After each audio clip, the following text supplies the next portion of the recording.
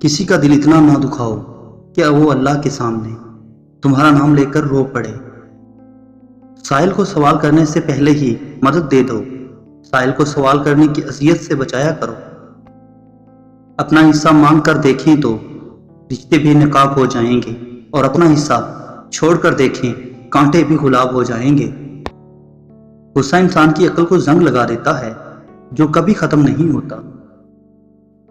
برائی کا توڑ صرف نیک عمل ہے، ورنہ چپ بیٹھنے سے تو یہ اور بڑھے گی۔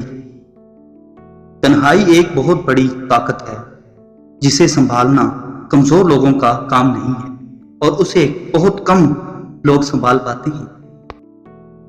محبت میں غیر سے رائے لینا حرام ہے۔ اللہ نے عورت کو تیسری آنکھ بھی دی ہے جس سے وہ مرد حضرات کے انداز کو جانتی ہے، جس انداز سے وہ اسے دیکھتا ہے۔ دو قسم کے لوگ فضول گفتگو سے بچ سکتے ہیں، ایک جس میں ذکر کی کثرت ہو اور دوسرا جس میں علم کی کثرت ہو۔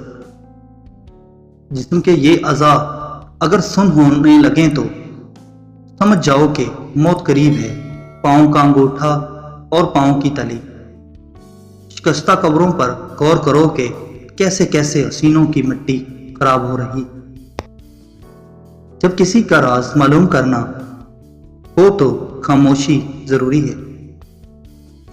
جب انسان اپنی زندگی سے اکتا جاتا ہے تو وہ کیا خوف و خطر ہر بات کہہ دیتا ہے۔ جو شخص برداشت کا فن جانتا ہے وہ زندگی کی کوئی جنگ نہیں ہار سکتا۔ خوشی روح کا وہ مقام ہے جب آپ ہر چیز سے مطمئن ہو جائیں۔ تم اس انسان کو کبھی نہیں بدل سکتے جس کو اپنا برتاؤ غلط نہیں لگتا۔